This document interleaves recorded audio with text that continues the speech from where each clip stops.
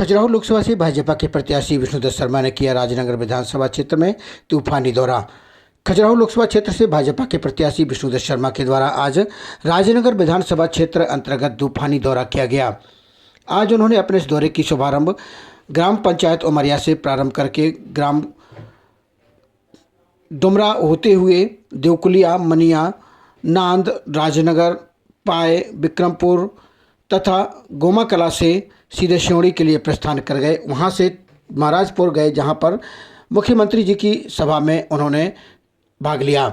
इस तूफानी दौरे में उन्होंने नुक्कड़ सभाओं के अलावा संवाद और संपर्क कार्यक्रम के तहत भारतीय जनता पार्टी के कार्यकर्ताओं के अलावा आम जनमानस से मिले और उन्हें 26 अप्रैल के दिन मतदान करने के लिए आग्रह किया। वहीं आपने केंद्र और मध्य प्रदेश शासन के द्वारा संचालित विभिन्न शासन की योजनाओं से संदर्भित प्रकाश डालते हुए कहा कि आपको जो भी सुविधाएं मिल रही हैं वह हमारे देश के यशस्वी प्रधानमंत्री नरेंद्र मोदी जी के कारण उक्त ये सभी योजनाओं का आप सभी को लाभ मिल रहा है, चाहे वो मुख्यमंत्री सहायता कोष हो या फिर लाडली बहना एवं उज्ज्वला योजना सहित विभिन्न योजनाओं को उन्होंने इस माध्यम से बताया। सब भारतीय जनता पार्टी के साथ है, तो सभी एक मत होकर के हम सभी भारतीय जनता पार्टी के लिए वोट करें। और कोई भी, वैसे भी कोई दल है नहीं, कांग्रेस मैदान में है नहीं, सपा छोड़ के भाग गई।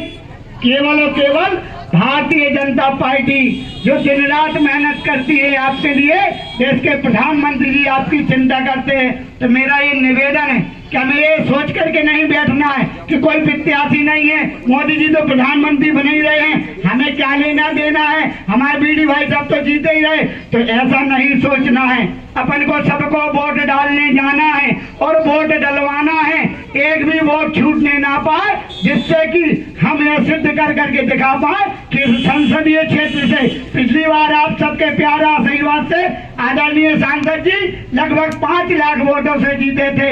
हमारे इस संसदीय क्षेत्र की जनता ने यह लक्ष्य लिया है कि हम इस बार आदरणीय बीडी भाई साहब को कितने वोट देंगे, झोली में 11 लाख वोट देंगे, जो वोट लेकर के आदरणीय बीडी भाई साहब आदरणीय मोदी जी की झोली में डालेंगे। मेरा आप सबसे निवेदन है, मैं आप सबसे पूछना चाहता हूं कि आप इस बात से सहमत है कि नहीं है? सहमत है कि नहीं है? तो आपकी बात के लिए मैं आदरणीय भाई साहब से निवेदन करता हूं कि आओ सभी कार्यकर्ताओं को, जनता जनार्दन को संबोधित करें। आदरणीय भाई साहब।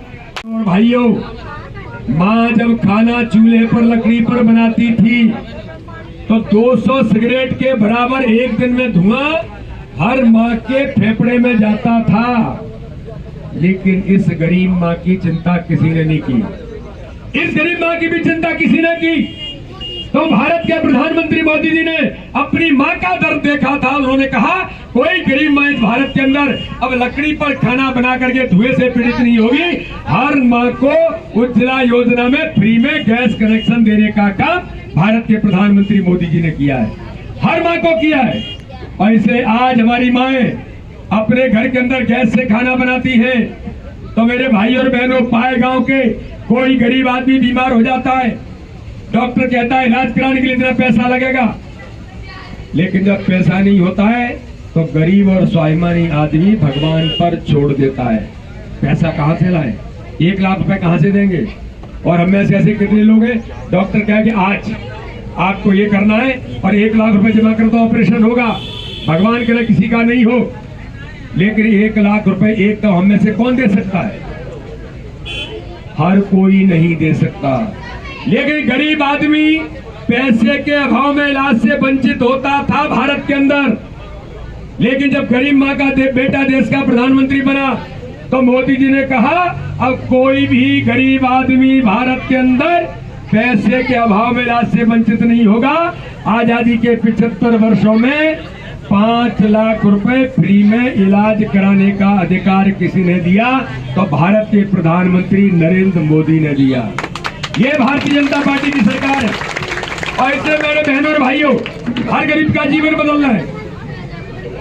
देश की सुरक्षा के लिए, गरीबों के कल्याण के लिए, आतंकवाद की समाप्ति के लिए, भ्रष्टाचार मुक्त भारत बनाने के लिए मैं पूछना चाहता हूं, भारत के प्रधानमंत्री मोदी जी ने किसानों के लिए 6,000 रुपए किसान सम्मान निधि दी, 6,000 रुपए मध्य प्रदेश के मुख्यमंत्री ने दी, 1250 मेरी बहनों को आता है।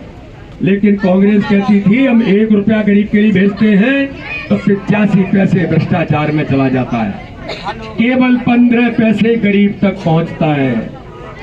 मोदी जी ने सरकार बनी और कहा जनधन अकाउंट खुलेंगे, और जनधन अकाउंट खुलने के बाद 52 करोड़ लोगों के, मैं पूछना चाहता हूं मेरे बहनों और भाइयों, कांग्रेसी मजाक उड़ाते थे, अब आपको 6,000 रुपए प्रधानमंत्री जी का किसान सम्मान निधि आता है, 1 रुपया कोई दलाल और बिचौलिया खा पाता है क्या? अरे बताओ भाई, खा पाता है क्या? नहीं खाता है। मेरी बहनों, आपके खाते में 1250 आते हैं, कोई दलाल बिचौलिया आता है क्या 1 रुपया खाने के लिए? ये भारतीय जनता पार्टी की सरकार है। प्रधानमंत्री ने कहा कि 1 रुपया भेजते हैं तो 1 रुपया ही गरीब के खाते में जाता है। ये भारतीय जनता पार्टी की मोदी की सरकार है। तो भ्रष्टाचार को मुक्त बनाने के लिए मोदी जी ने गारंटी दी है, गरीबों के कल्याण की मोदी जी ने गारंटी दी है, इस देश की सुरक्षा की गारंटी मोदी जी ने दी है। इस देश के अंदर भारतीय जनता पार्टी की सरकार ने भारत के मान और सम्मान को बढ़ाया है। इसलिए आज राम मंदिर का निर्माण 22 जनवरी को अयोध्या के अंदर, मेरे पाए गांव के भाई और बहनों मुझे बताओ, 500 सालों का इंतजार, लाखों लोगों का बलिदान, और जब 22 जनवरी को भगवान रामलला की प्राण प्रतिष्ठा हमारी आंखों के सामने हुई तो पाए गांव के लोगों को आनंद आया कि नहीं आया? आपको अच्छा लगा कि नहीं लगा? आपने भगवा ध्वज लगा करके जश्न मनाया कि नहीं मनाया?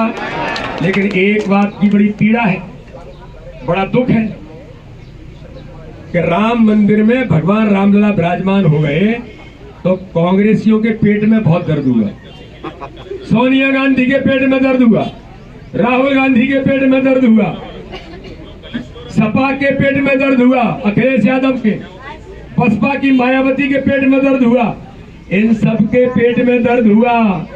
लेकिन देश ने, दुनिया ने जश्न मनाया। तो जिन्होंने राम का अपमान किया है, जिन्होंने भगवान रामलला की प्राण प्रतिष्ठा का बहिष्कार किया है, तो मेरे भाई और बहनों, ये अपनी खजुराहो की भूमि तो राम की भूमि है, ये तो भगवान राम के चरण रज की भूमि है। यहाँ पर कांग्रेस मैदान छोड़ के भाग गई और सपा के लोग आए तो उनने तो राम भक्तों पर गोलियां चलाई थी। जब अयोध्या के अंदर हम जाते थे कि रामलला हम आएंगे, मंदिर वहीं बनाएंगे, तब गोलियां किसने चलाई थी? इन सपा और बसपा के लोगों ने ही चलाई थी। तो मेरे भाई और बहनों, मैं पूछना चाहता हूं, जिन्होंने राम भक्तों का, जिन्होंने रामलला का अपमान किया, ऐसे लोगों को पाई की धरती पर कदम रखने देंगे क्या? रखने देंगे क्या? तो इसलिए मेरे बहनों और भाइयों, इसलिए भारत के प्रधानमंत्री मोदी जी को पुनः भारत का प्रधानमंत्री बनाना है।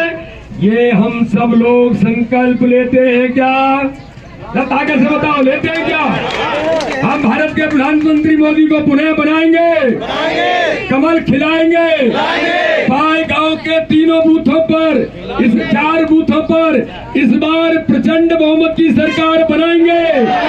अब की बार 400 पार के नारे को पूरा करेंगे, फिर एक बार मोदी सरकार बनाएंगे। तो खड़े हो जाइए मेरे भाई और बहनों, और खड़े होकर के संकल्प लीजिए, दोनों मुट्ठी बांध करके। ये कांग्रेसी, सपाई, बसपाई, इंडी गठबंधन, ये झूठ बोलने वाली ताकतें आएंगी, इन्हें जवाब देने के लिए मुट्ठी बांधना पड़ती है। ताकत से मुट्ठी बांधो मेरी बहनों, मेरे भाइयों, पीछे से भी बोलिए।